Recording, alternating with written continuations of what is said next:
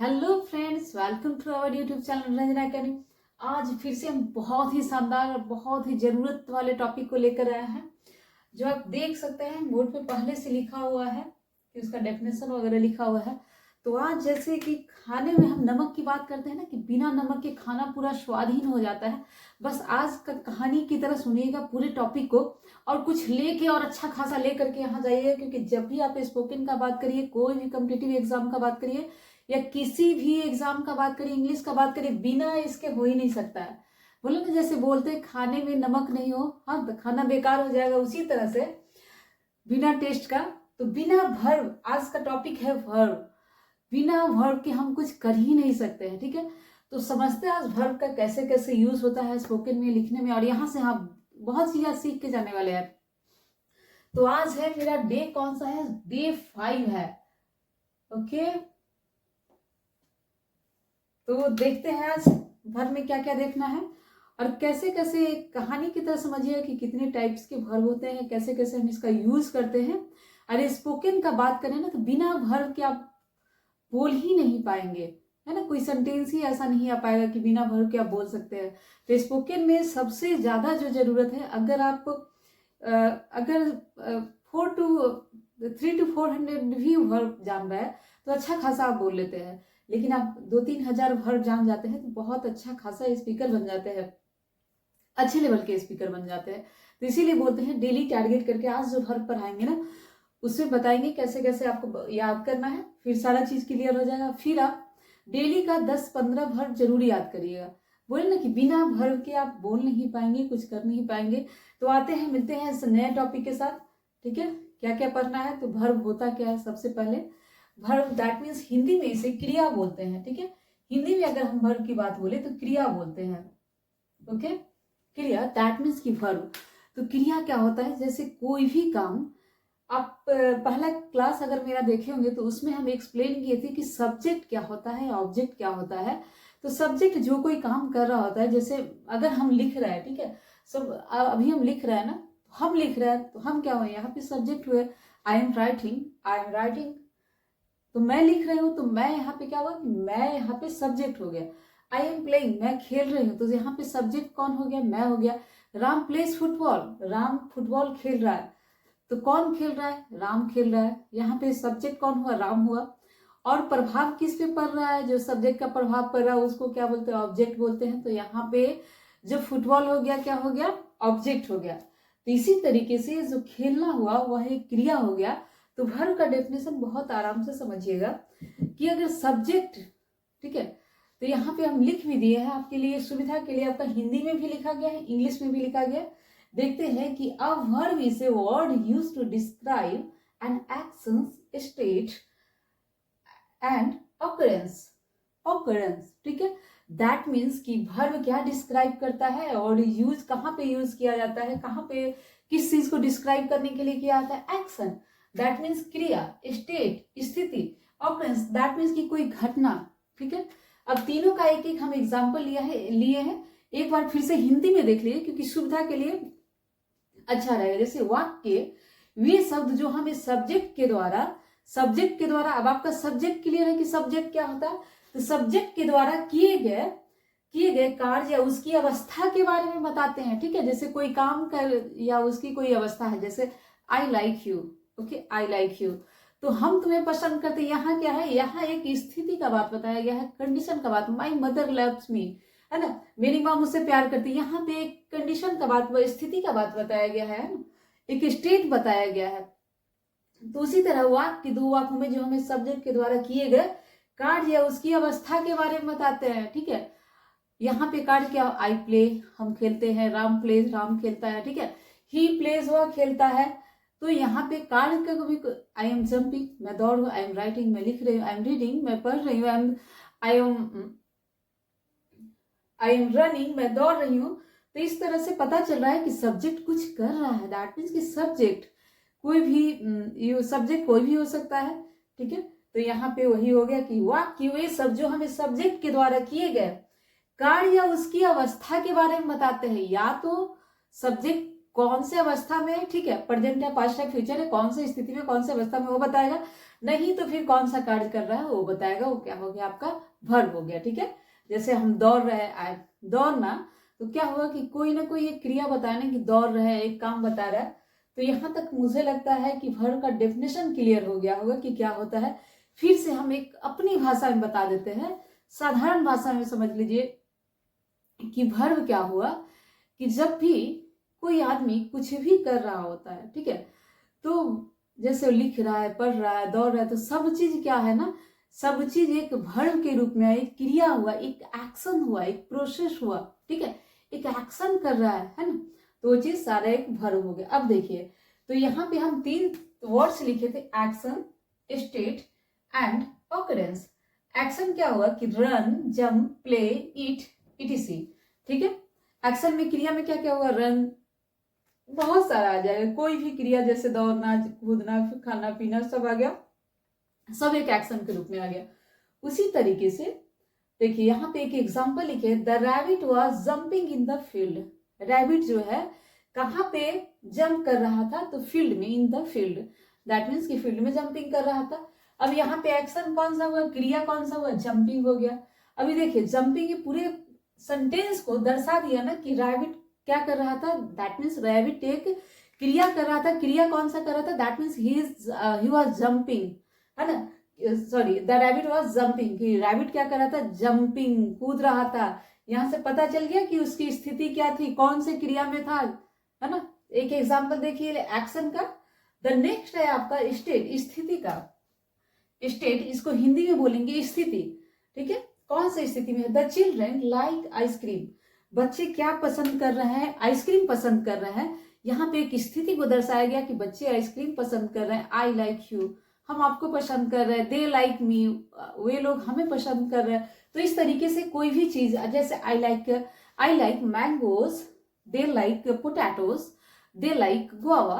तो इस तरह का जो हम सेंटेंस देख रहे हैं, एक स्टेट बता रहे हैं, कंडीशन, एक स्थिति बता रहे हैं कि कैसा पसंद करे। तो आपका क्या हुआ, वो किस में आ गया, स्टेट में आ गया। ठीक है, दैट मीन्स की स्थिति वाले एग्जाम्पल में आ गया। अब ऑकरेंस, दैट मीन्स कोई घटना। ठीक है, तो एक एग्जाम्पल लिखे हैं यहाँ पे, the caterpillar becomes a butterfly. ठीक है, the caterpillar become a butterfly. Caterpillar that means की बटरफ्लाई, तितली। तितली से पहले जब वो प्यूपा, उसको बोल सकते हैं कैटरपिलर, जब वो उस अवस्था में होता है तो क्या क्या बन गया, कैटरपिलर एक बटरफ्लाई बन गया। ठीक है, तो एक एग्जाम्पल पे क्या हुआ, एक घटना के थ्रू क्या हुआ कि कैटरपिलर यहाँ पे क्या हो गया, बटरफ्लाई बन गया। ठीक है, तो प्यूपा क्या हो गया कि बटरफ्लाई बन गया। तो इस तरह से देखिए कि आप एक्शन का एग्जाम्पल देखिए, कोई स्थिति का एग्जाम्पल देखिए, कोई ऑकरेंस, कोई घटना का एग्जाम्पल देखिए, तो सारा ये सब चीज हुआ ना कि वर्ब हुआ। ठीक है, कोई भी काम दुनिया का कर रहा है ना, कोई भी काम, तो सारा चीज वर्ब में आता है। ठीक है, अब वर्ब, अब देखते हैं कि इसमें हम देखेंगे कि वर्ब के कितने टाइप्स है।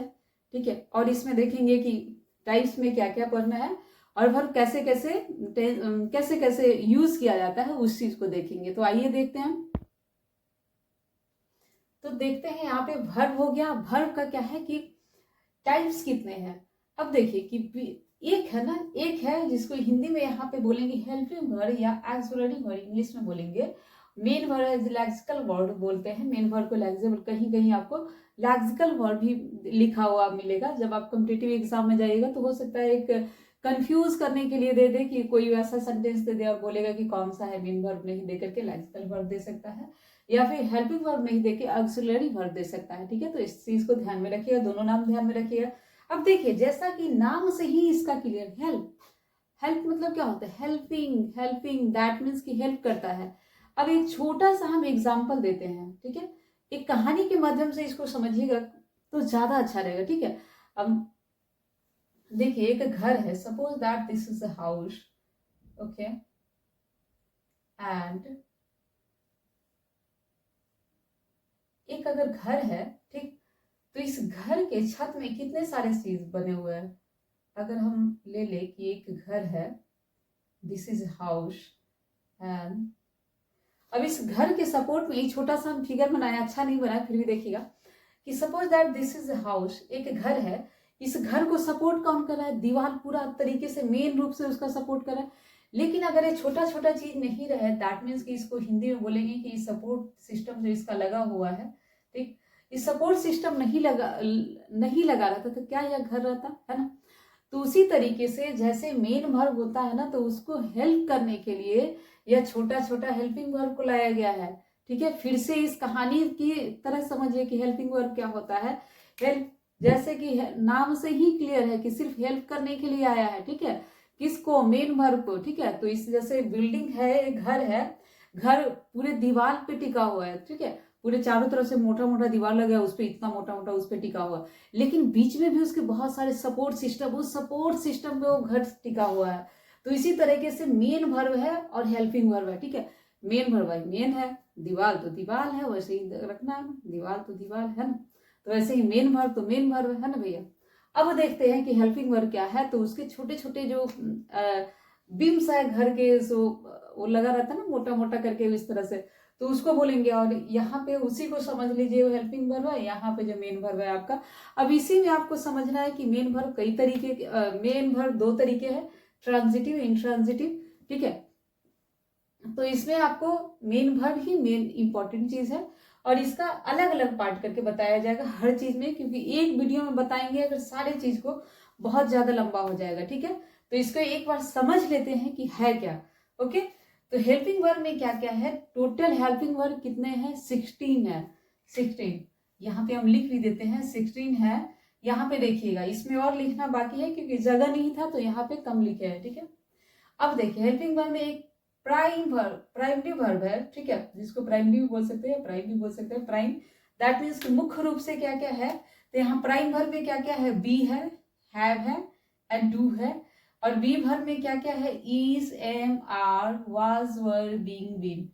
इसको ना इतना ज्यादा सर खपाने का इसमें जरूरत नहीं है कि इसमें इतना ज्यादा समझना है। जैसे हम पढ़ाए भी हुए हैं, इससे लास्ट वीडियो मेरा देखिएगा, जो क्लास वाइज डे वाइज निकाले थे कोर्स, उसमें 3rd या 4th डे में है कि बी वर्ब का पूरा यूज इसका कैसे कैसे किया जाता है।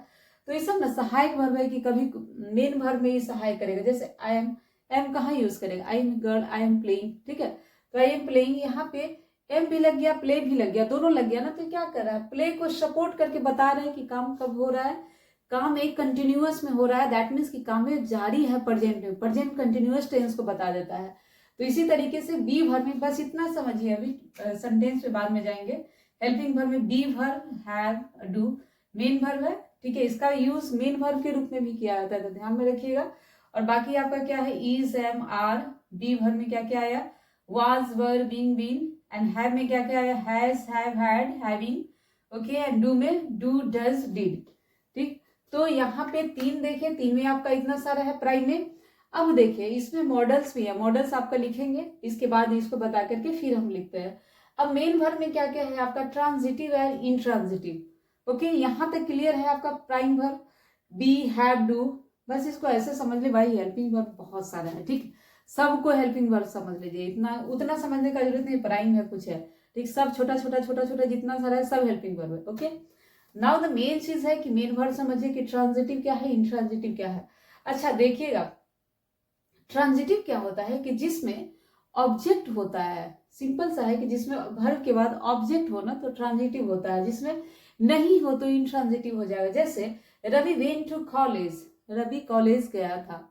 ठीक है, रवि कॉलेज गया था। Ram ate a mango, Ram mango खाया था। ठीक है, I went college, I went Delhi, हम दिल्ली गए थे। यहाँ पे क्या हुआ कि रवि वेंट टू कॉलेज, यहाँ पे क्या लगा दिए हम, Ravi went to college, I went to Delhi. इस तरह से जो हम लगाए सेंटेंस, यहाँ पे ऑब्जेक्ट भी आ रहा है, हम कहाँ गए थे, कॉलेज गए थे, रवि कहाँ गया था, कॉलेज गया था। तो यहाँ पे जो सेंटेंस आ रहा है ना, सेंटेंस आ रहा है उसमें ऑब्जेक्ट है। ऑब्जेक्ट आपका क्या हुआ, सब्जेक्ट आपका रवि हो गया, वर्ब आपका गो का वेंट टू V2 हो गया, verb two, and the object is, object यहाँ पे कॉलेज हो गया। तो इसी को बोलेंगे, बस एक लाइन में इसको ध्यान में रखिए, जिसमें ऑब्जेक्ट है सेंटेंस में उसको ट्रांजिटिव बोला जाएगा, और जिसमें ऑब्जेक्ट नहीं है उसको इंट्रांजिटिव बोला जाएगा। जैसे ही प्लेज, वह खेलता है, आई गो, मैं जाता हूँ, सी, आई रीड, मैं पढ़ता हूँ, सी रीड्स, वह पढ़ती है। ठीक है, तो इस तरह के जो सेंटेंस हम लिख रहे हैं ना, डायरेक्ट जो लिख रहे हैं कि उसके बाद कोई चीज नहीं लिख रहे, कोई ऑब्जेक्ट नहीं दे रहा है, तो आपका क्या हो जा रहा है, वो आपका हो जा रहा है इंट्रांजिटिव। ठीक है, बहुत आसान है। ट्रांजिटिव जिसके साथ ऑब्जेक्ट होगा, नहीं होगा तो क्या हो जाएगा, इंट्रांजिटिव। बहुत सारे ऐसे वर्ब है ट्रांजिटिव इंट्रांजिटिव में। अब देखिए is, am, are, was, were, being, been, has, have, having, do, does, ये सारा आपका हेल्पिंग वर्ब है। ठीक है, जो प्राइमरी के अंतर्गत रखा जाता है, प्राइम वर्ब के अंतर्गत। प्राइम आपका बी, हैव, डू, इसको प्राइम क्यों कहा जाता है, तो क्योंकि इसका यूज हेल्पिंग वर्ब में भी किया जाता है और मेन वर्ब के रूप में भी किया जाता है, इसलिए इसका प्राइम माना गया है। ये तीनों जो यहाँ खड़ा है ना, तीनों को प्राइम माना जाता है। क्यों माना जाता है, क्योंकि इसका स्क्रीनशॉट आप लोग ले लीजिए, क्योंकि एक नोट, शॉर्ट नोट बनाइएगा आप लोग, जो भी पढ़ रहे हैं ना उसको शॉर्ट नोट अपनी भाषा में लिखिएगा जरूर। जो हमको लग रहा है जरूरी का वो लिखते रहे, बाकी का हम बोल ही रहे ज्यादा। ठीक है, तो प्राइम इसलिए है क्योंकि इस सब चीज को ना एक पॉइंट बना करके लिख लीजिएगा कि प्राइम है तो क्यों है, क्योंकि इसका यूज मेन वर्ब में भी होता है, सहायक वर्ब में भी होता है। ठीक है, ओके। अब देखिए यहां तक क्लियर हो गया। अब the next is helping verb में, अब इसको हम डिलीट करते हैं। ठीक, हेल्पिंग वर्ब में ही हो गया प्राइम। अब एक है इसमें मॉडल्स है, एक है सेमी मॉडल्स है। तो मॉडल्स और सेमी मॉडल्स को देखते हैं। मॉडल्स को एक एक करके जो है ना, एक एक करके मेरा टॉपिक आएगा, क्योंकि अभी हम लोग वर्ब को ही अच्छे से देखेंगे। एक एक मॉडल्स पे आएगा हर एक मॉडल्स पे आपका एक एक लेक्चर मेरा रहेगा, क्योंकि उसमें बहुत सारा चीज पढ़ना है, बहुत ज्यादा यूज करते हैं हम लोग उस चीज को, डेली यूज में तो बहुत ज्यादा यूज करते हैं। जैसे आप मॉडल्स में देखते हैं क्या क्या है। Modals, the, shall, should, and the will, would, and the next is can, could, may, and the might, and the next is shall, will, can, could, may, might, and the must, and ought to, and इसी में आपका है, इधर हम लिख देते हैं main verb का पार्ट नहीं, इसी का हेल्पिंग वर्ब का सेमी मॉडल्स है इसका। सेमी मॉडल्स में कौन कौन आ जाएगा। सेमी मॉडल्स में आपका आ गया need, dare, used to. Clear है। अब देखिएगा need, dare and used to, यहाँ पे हम 3 लिखे हैं सेमी वोवेल। सारा आपका हेल्पिंग वर्ब का पार्ट है कि मॉडल्स क्यों यूज किया जाता है, क्योंकि वो वर्ब को हेल्प करता है। अब एक एक करके ना, जैसा बताया कि वीडियो बहुत ज्यादा लंबा हो जाएगा, अगर सारे मॉडल्स को हम यहाँ पे डिफाइन करेंगे ना तो बहुत ज्यादा लंबा हो जाएगा। तो इस सब चीज को एक बार समझते हैं कि कहाँ कहाँ पे यूज किया जाता है मॉडल्स का, प्राइमरी में कैसे इसका हेल्प किया जाता है। जैसे यहाँ पे लिखा हुआ है शैल, ठीक है, जो आई और बी के साथ यूज किया जाता है। shall I go there, shall we go there, shall we go there, ठीक है, आई और बी के साथ यूज किया जाता है। should, that means चाहिए। अब चाहिए कहाँ पे यूज किया जाता है, जैसे हम लोग जब सजेशन देते हैं ना किसी को, सजेशन देने में हम सारे लोग पास रहता है, सबसे आगे है ना, आपको अपना तो कुछ दिखे नहीं दिखे सजेशन सबको देना है ना। तो सजेशन जो देते हैं तो वहां पे हम लोग क्या यूज करते हैं, इसका हिंदी होता है चाहिए। तो कैसे बोलेंगे, आपको जाना चाहिए, है ना, आपको एक काम करना चाहिए, आपको पढ़ना चाहिए, आपको डांस करना चाहिए, आपको वीडियो बनाना चाहिए, आपको टीवी देखना चाहिए, आपको टीवी नहीं देखना चाहिए। ठीक है, तो इस तरह से सजेशन देते हैं तो वहां पे हम शुड यूज करते हैं। जैसे you should go to temple, आपको टेम्पल जाना चाहिए। You should go to market, you should talk with your mummy, आपको अपनी मम्मी से बात करना चाहिए। You should talk with your parents, you should respect, आपको रिस्पेक्ट, यू शुड, जैसे यू शुड रीड न्यूज़पेपर, आपको न्यूज़पेपर पढ़ना चाहिए। ठीक है, यू शुड रीड नॉवेल, आपको नॉवेल पढ़ना चाहिए, आपको डांस करना चाहिए, आपको एक्सरसाइज करना चाहिए। हम लोग सजेशन देते ना, यू शुड डू एक्सरसाइज, आपको एक्सरसाइज करनी चाहिए। ठीक है, तो इस तरह से सजेशन के लिए हम क्या यूज करते हैं, शुड का यूज करते हैं। जो आपका मॉडल्स है इसका यूज हम मेन वर्ब के साथ में भी, जैसे यू शुड गो देयर, देखिए यू शुड गो देयर, है ना, आपको वहां जाना चाहिए। अब देखिए शुड भी हम यूज कर लिए ना, गो भी यूज कर लिए। गो क्या है, गो एक मेन वर्ब है ना, तो मेन वर्ब के साथ हम यूज कर लिए ना। तो बोले थे ना कि एक घर है और घर में जो छोटा छोटा जो सारा चीज लगा हुआ है दीवार के अलावा, जो दीवार जो है उसके अलावा जो लगा हुआ है, सब कहीं ना कहीं घर को सपोर्ट कर रहा है। तो सारे सेंटेंस, एक सेंटेंस जो है कोई घर है और उस घर को बहुत सारा चीज सपोर्ट कर रहा है, तो मेन वर्ब को सपोर्ट कर रहा है। यू शुड गो देयर, यहाँ पे गो क्या हुआ, मेन वर्ब हुआ। शुड क्यों यूज किए, क्योंकि उसको सपोर्ट करना है, हेल्पिंग वर्ब है, ठीक है। आपको चाहिए, चाहिए के लिए शुड का यूज करते हैं, क्लियर है।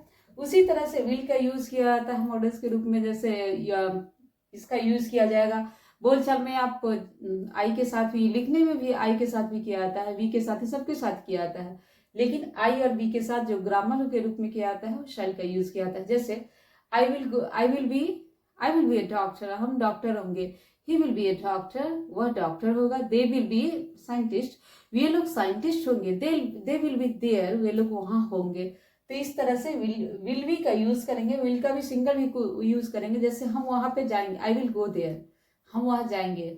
आई विल डू दैट, हम उस चीज को करेंगे। आई विल प्ले, हम खेलेंगे, ठीक है। आई विल डांस, हम डांस करेंगे। I will talk, I will teach, हम पढ़ाएंगे। तो उसके इस तरह से विल का यूज कर लेंगे।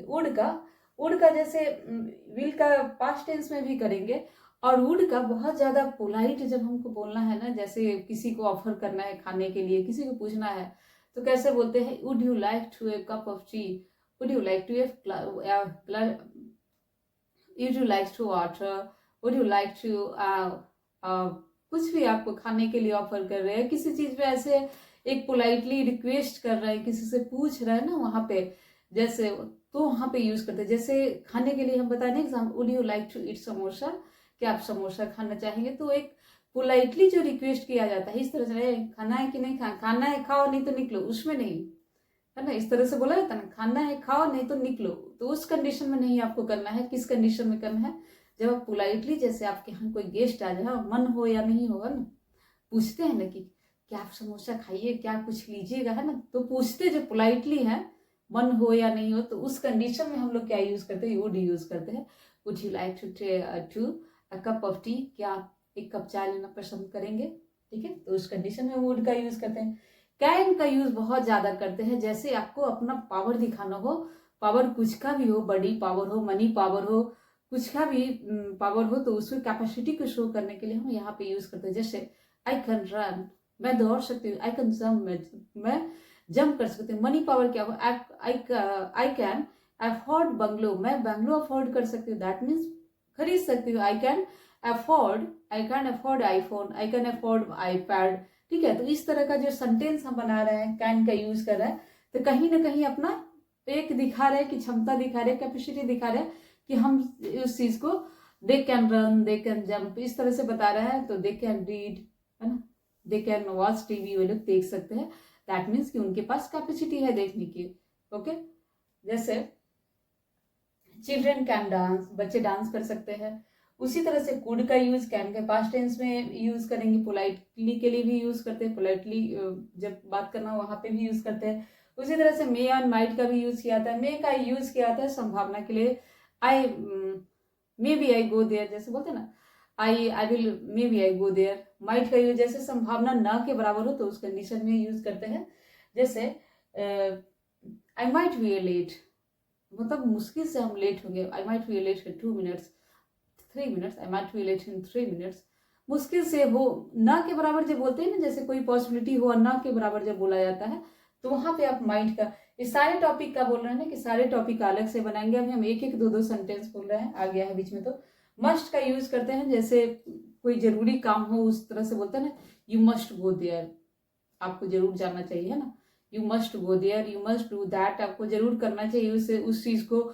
यू मस्ट डांस, आपको डांस जरूर करना चाहिए। यू मस्ट, ठीक है। तो मस्ट का यूज करते हैं। आउट टू का यूज जब किया जाता है, OUGH होगा, GS, 1 minute, wait for your minute, OUGST, ought to.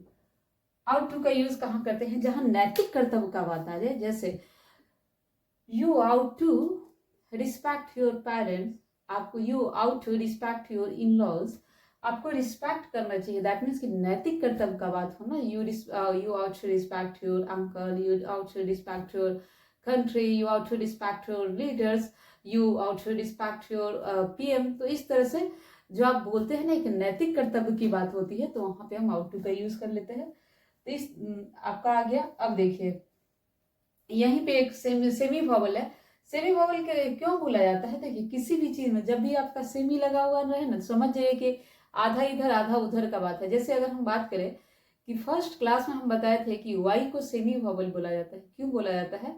कि कभी उसका साउंड ये वॉवल का रहता है, कभी उसका कॉन्सोनेंट का रहता है, कभी इधर कभी उधर जब भी आए तो सेमी देखिएगा यूज होता है, सेमी वर्ड। तो उसी तरह से नीड है, डेयर है, यूज टू है। तो इसका नीड क्या होता है? जरूरत होता है। कभी इसका यूज मेन वर्ब के रूप में किया जाता है, कभी इसका सहायक वर्ग के रूप में भी, हेल्पिंग वर्ग के रूप में भी किया जाता है। डेयर का भी सेम चीज है, यूज टू का भी सेम चीज है। यूज टू 10 मिनट की आदि थी किसी चीज की आदि, I used to tea, I used to coffee, I used to watch TV, I used to use mobile, ठीक है, I used to go there, I used to talk with my friend. तो ये हुआ semi vowel and semi modals एंड यहाँ पे models and semi models. ये तीनों को, यहाँ तीनों को फिर से एक बार बोल देते हैं। इस तीनों को need, dare and used to को क्यों बोला गया? क्योंकि आधा इधर आधा उधर भैया जा रहा है, इसलिए इसको सेमी मॉडल्स बोला गया। क्योंकि कभी हम इसका हेल्पिंग वर्ब के रूप में यूज कर लेते हैं, कभी हम इसका मेन वर्ब के रूप में यूज कर लेते हैं। तो ये हो गया आपका सेमी वॉवेल। मॉडल्स हो गया, शैल, शुड, सबका यूज देख लिए। एंड द नेक्स्ट इज कि मेन वर्ब। अब आते हैं मेन मुद्दा पे। जो हमारा मेन मुद्दा क्या है? मेन वर्ब है, ठीक है। जो मेन कहानी होगा मेन वर्ब का होगा, जो हम बोलचाल में सबसे ज्यादा यूज, इस सब सारे का यूज बोलचाल में ना, जब हम स्पीकिंग का बात करें ना, तो देखिए ग्रामर भी थोड़ा जरूरत है। अगर आप रियल वे में सीखना चाहते हैं कि प्रॉपर वे में स्पीकर बने एक सही, और जब सीख ही रहे तो एक प्रॉपर तरीके से ही सीखा जाए, ठीक है। हम इन्वायरमेंट क्रिएट करके सिखाते हैं, लेकिन थोड़ा सा आपको ग्रामर का नॉलेज होना चाहिए। अगर ग्रामर का नॉलेज नहीं होगा तो आप क्या करिएगा, ही के साथ ना आप डज नहीं लगा करके डू लगा दी, ही डू गो देयर, ठीक है। ही डज होगा ना, ही डज के बदले आप डू लगा दीजिएगा। तो थोड़ा सा बेसिक एक कॉन्सेप्ट जो है ग्रामर का होना चाहिए।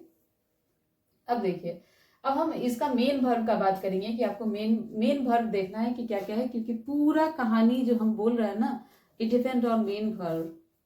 पूरा टेंस, इसके बाद टेंस आने वाला है, तो पूरा टेंस, और टेंस अब जब पूरा क्लियर हो गया ना, तो आप समझिए कि बोलचाल का आधा चीज क्लियर कर लिए।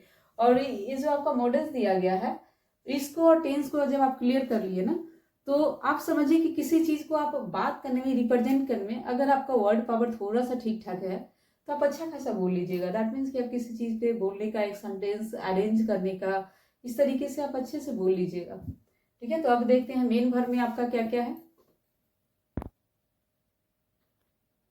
अब देखिए यहाँ पे एक चीज दिया गया है कि वर्ब जो है, मेन वर्ब अकॉर्डिंग टू, अब देखिएगा इसमें दो टाइप है। एक है, फर्स्ट है मेन वर्ब का इरेगुलर एंड द रेगुलर। इसको बहुत ध्यान से सुनिएगा, और एक है ना स्टोरी टाइप इसको भी सुनिएगा कि रेगुलर इरेगुलर में क्या क्या डिफरेंसेज है, क्या क्या होता है रेगुलर इरेगुलर। और सबसे ज्यादा जो जरूरत है ना आपका, इसी का जरूरत है, रेगुलर इरेगुलर को समझिए अच्छे से। और बोलचाल में जो सबसे ज्यादा याद किया जाएगा, बोला जाएगा, इसी को बोला जाएगा। तो मेन वर्ब आप सुने हुए कि वर्ब V1 V2 V3 है ना, V4 V5 होता है ना।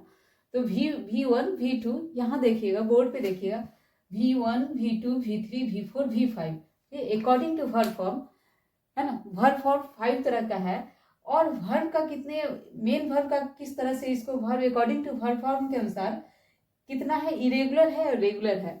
तो जब हम वर्ब का, जैसे गो, वेंट, गॉन, आप लोग बहुत बार सुने होंगे, गोइंग, गोज, है ना, बहुत बार सुने होंगे। लेकिन आपके समझ कभी तो आया होगा ना क्वेश्चन दिमाग में कि क्यों होता है। तो इसीलिए होता है कि एक है इरेगुलर वर्ब और एक है रेगुलर वर्ब। अब दोनों में डिफरेंस क्या है? और सबसे ज्यादा आश्चर्य लगेगा कि वर्ब का ना याद करने का बहुत आसान सा एक ट्रिक बताने वाले हैं, उसको सुनिएगा ध्यान से।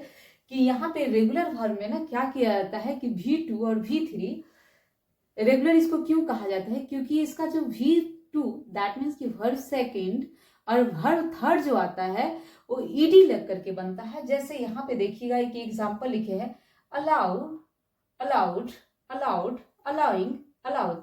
अब देखिएगा आपको V4 तो वर्ब को आप यहाँ पे समझ गए। रेगुलर इरेगुलर में क्या हुआ कि वो कंडीशन वहां पे चेंज हो जाएगा। जैसे ब्रिंग है, यहाँ पे ईडी नहीं लगाना, ईडी नहीं लगा, सेकेंड फॉर्म में, थर्ड में भी ईडी नहीं लगा, फोर्थ में तो सबका आईएनजी लगता है, वर्ब के फर्स्ट फॉर्म में आईएनजी लग जाएगा तो वर्ब 4 हो जाएगा, और लास्ट वाले में एस से आईएस लगता है, तो एस और ईएस जो V5 में एस और ईएस लगता है तो उसका कुछ रूल होता है एस और ईएस का, तो किसी दिन हम 10-15 मिनट के वीडियो में उसको हम बता देंगे अलग से वीडियो में, ठीक है। तब तक के लिए देखिए कि उसमें एस और ईएस वर्ब 5 में लगता है, और इरेगुलर वर्ब क्या हुआ जिसमें साफ चेंज हो जा रहा है ना, जिसमें ईडी नहीं लग रहा है, बस आप ईडी को ध्यान में रखिए। जिस वर्ब के सेकेंड फॉर्म में ईडी एंड थर्ड फॉर्म में ईडी का यूज हो रहा है तो उसको क्या बोला जा रहा है, रेगुलर वर्ब बोला जा रहा है। इरेगुलर कौन सा है, जिस वर्ब के फॉर्म में ईडी नहीं यूज किया जा रहा है, कहाँ पे, सेकेंड फॉर्म में, थर्ड फॉर्म में, तो इरेगुलर हो जा रहा है। बस ईडी का किस्सा है, ईडी का समझिएगा। और दुनिया के 90% से प्लस जो आपका है इरेगुलर वर्ब के अंतर्गत, उसके अंदर आता है। जितना वर्ब आप देख रहे हैं ना, जैसे रन, प्ले, है ना, तो दुनिया का 90% से ज्यादा वर्ब आपका इसमें आता है रेगुलर में। तो आपको कभी नहीं बुझा है पास्ट में बोलने के लिए, सपोज दैट कोई वर्ब आया, ठीक है, आपको नहीं समझ में आ रहा है कि उसका क्या बोले, ठीक है, जैसे एडवाइस है, आपको नहीं समझ में आ रहा है कि आप बोले कि हम उसको एडवाइस दिए थे, तो आपको पास्ट में बोलना होगा, आई सेकेंड फॉर्म होगा ना यहाँ पे वर्ब का। अब आपको याद नहीं है, वहां पे क्या करिएगा, ईडी लगा दीजिए, जैसे तुक्का लगाने का। जैसे एग्जाम में अगर आप है ना कोई कॉम्पिटिटिव एग्जाम में, तो उस तरीके से आप तुक्का लगा सकते हैं। कोई कॉम्पिटिटिव एग्जाम है या बोलचाल में भी अगर नहीं समझ में आ रहा है तो ठीक है, कोशिश करिए वर्ब का कुछ याद होना चाहिए, बेसिक वर्ब का। अगर नहीं याद है तब हम उस कंडीशन में बता रहे हैं कि आप सेकेंड फॉर्म में और थर्ड फॉर्म में ईडी लगा दीजिएगा। जैसे यहाँ पे देखिए एक्ट है, एक्टेड, एक्टेड, एक्टिंग, एक्ट्स, और वर्ब का 4 फॉर्म और 5 फॉर्म तो याद करने का जरूरत है। 4 में वर्ब V1 में आईएनजी लगा करके V4 बन जाता है।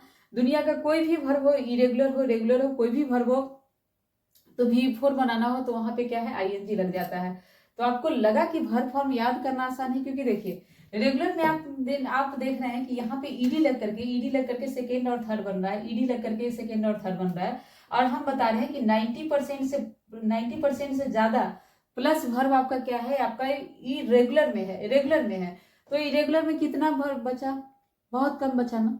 तो याद करना आसान है, अगर आप एक एक वर्ब भी याद कर रहा है, ठीक है, 10 वर्ब का V1 भी याद कर रहा है तो V4 तो आपको आ गया, 1 मिनट में आ गया कि V4 में क्या करना है, आईएनजी लगा देना है।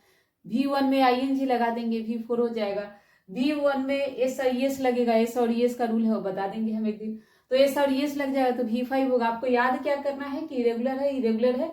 हाँ, इरेगुलर वाले में कभी कभी साफ चेंज रहेगा, जैसे यहाँ पे देखिएगा bring, brought, brought, bringing, brings, last में होगा। लेकिन अगर हम दूसरा वर्ब ले, किसी किसी में पूरा अलग रहेगा, जैसे यहाँ पे तो V2 और V3 एक है ना, तो किसी किसी में पूरा अलग रहेगा। तो बहुत सारी चीजों में पूरा अलग रहेगा, तो उस चीज को ध्यान देना है कि किस किस में पूरा अलग रहेगा। जैसे break, broke, broken, breaking, breaks, इसमें क्या आया कि चेंज हुआ ना, go, went, gone, going, goes.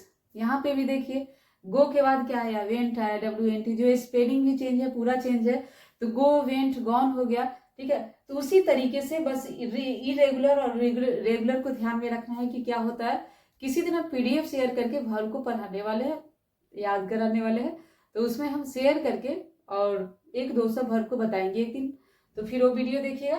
तब तक के लिए इतना समझ ले कि इरेगुलर क्या हुआ, रेगुलर क्या हुआ। Bring, brought, brought, bringing, bring, तो इरेगुलर में आपका कुछ भी चेंज हो सकता है। V2 सेम भी हो सकता है, जैसे V2 और V3 सेम भी हो सकता है, लेकिन यहाँ पे जो आएगा रेगुलर वाले में V2 और V3 सेम आएगा। बार बार एक ही चीज को बोल रहा है, फिर से रिपीट कर रहे हैं, बार बार चीजें बोल रहे हैं क्योंकि आपको याद हो जाए।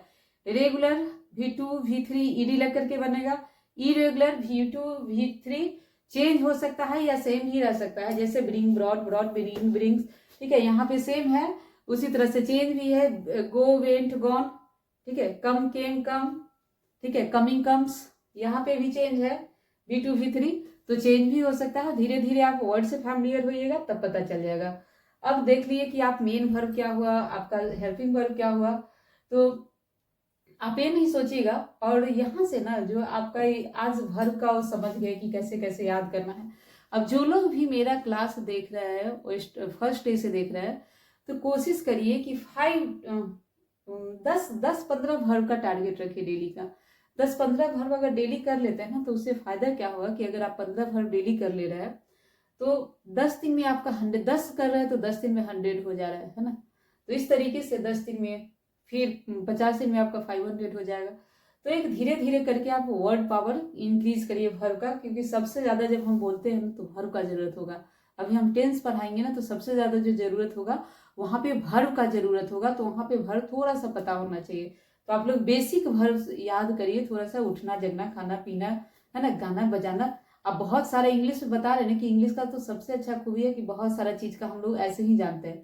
प्ले का जो नहीं जान रहा है वो भी है, डांस का जो नहीं इंग्लिश बोल रहा है वो भी जानता है, डांस मीन्स डांस, है ना। कोई बोलता है कि नाच कर रहा है, नाच बोलता है, नहीं बोला जाता है, डांस हो रहा है, ठीक है। हर कोई इंग्लिश वर्ड यूज कर रहा है, बस उसको एक अरेंज करना आना चाहिए। तो ये समझ गए रेगुलर इरेगुलर को। तो आप थोड़ा सा इसको याद करिएगा टारगेट करके, मेन वर्ब। अब देखिए एक और चीज हम बताना चाहेंगे कि छोटा छोटा चीज में, जैसे आप देखें कि हेल्पिंग वर्ब कैसे मदद कर रहा है। हेल्पिंग वर्ब भी, हर एक हेल्पिंग वर्ब को जानना है, अच्छे तरीके से जानना है। पर्टिकुलर उसका हर पे वीडियो रहेगा। और हेल्पिंग वर्ब देखिए कैसे उसका कहानी ही चेंज हो जाएगा। जैसे अभी हम लिखते हैं, एक दो सेंटेंस को लिखते हैं, देखिएगा हेल्पिंग वर्ब चेंज, बात खत्म उसका। जैसे देखिए I am reading, I am reading, मैं पढ़ रही हूं। I was reading, I was reading, है ना। I was reading, I am reading. अब देखिए मैं पढ़ रही हूं, मैं पढ़ रही थी, कैसे चेंज हो गया यहाँ पे, मैं पढ़ रही हूं, मैं पढ़ रही थी। सिर्फ क्या किए, हेल्पिंग वर्ड इसका चेंज किए, कहानी चेंज। दैट मीन्स कि है किस चीज में बदल गया, था में बदल गया। तो इसी तरह से हेल्पिंग वर्ब को भी हल्के में नहीं लेना। हेल्पिंग वर्ब हर एक वर्ब को, जैसे प्राइम में बने डू डज, डू डज का तो यूज हम बताए भी है, हैव का भी यूज बताया है, बहुत सारे चीजों का यूज भी हम बता दिए हैं, ठीक है। जैसे यहीं पे देख ले, आई विल बी रीड, जैसे आई विल बी रीड, है ना। I will read, I will read, हम पढ़ेंगे, उसको क्या बोलेंगे, आई विल रीड। यहाँ पे कैसे प्रेजेंट, यहाँ पे पास्ट, विल रीड। तो इस तरीके से कैसे हेल्पिंग वर्ब चेंज हो जा रहा है, कहानी चेंज हो रहा है। आई विल बी रीडिंग इस तरह से भी बोल सकते हैं, आई विल बी रीडिंग। तो यहाँ पे देख रहे हैं बातें चेंज, आई विल भी लगा दीजिए, आई विल भी, यहाँ पे सेम वर्ब कर लीजिए, आई विल बी रीडिंग, हम पढ़ रहे होंगे, ठीक। तो देख रहे हैं कि कैसे चीजें चेंज हो रहा है हेल्पिंग वर्ब से। तो इंग्लिश अगर बोलना है तो सबसे पहले थोड़ा सा वर्ब को अच्छे से समझिएगा क्या क्या है, और एक नोट्स, शॉर्ट नोट्स जरूर बनाइएगा कि ताकि सारा चीज कंटेंट एक साथ रहे। नहीं तो फिर बिना वर्ब के आप नहीं हो पाएगा, क्योंकि इसके बाद हम कोशिश करेंगे टेंस शुरू करने का। और टेंस से आप सीख जाइए कि कैसे खुद को रिप्रेजेंट करना है, कैसे डेली रूटीन बताना है, कैसे अपना खुद का इंट्रोडक्शन देना है, ठीक है। कैसे कोई चीज घटना हुआ उसको रिप्रेजेंट कर दे। तो इस तरीके से छोटे छोटे चीजों को बताते रहेंगे और देखते रहिए। और आप लोग कमेंट करिएगा किसी पर्टिकुलर टॉपिक पे कोई वीडियो चाहिए तो उस चीज को भी हम तैयार करके वीडियो बना देंगे। तो ये रहा मेरा आज का क्लास।